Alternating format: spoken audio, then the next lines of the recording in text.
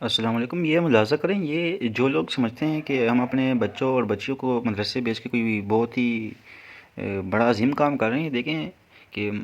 مدرسے کے بچوں کو اور بچیوں کو کیا پڑھاتے ہیں۔ آپ اس کو ذرا پڑھیں، اگر آپ کو پڑھ کے آپ کو کوئی تھوڑی سی شرم آ رہی ہے تو آپ خود سوچیں کہ یہ آپ کے بچوں اور بچیوں کو پڑھاتے ہیں، یہ ان کی دینی کتاب ہے، تو یہ ان کو تعلیم دی جا رہی ہے۔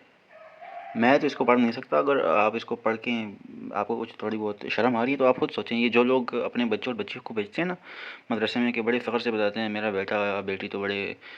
مدرسے میں پڑھ رہے ہیں، بڑا عظیم کام سر انجام دے رہے ہیں، تو یہ دیکھیں یہ کیا ہے،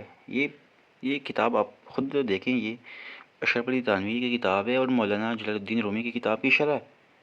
بچوں کو ایسی چیزیں پڑھا رہے ہیں کہ وہ بندے کی انسان کے تصور میں بھی ایسی چیزیں نہیں ہیں جو یہ لوگ پڑھا رہے ہیں۔ اتنی غلاظت ان کی، ایسی سی غلاظت ان کو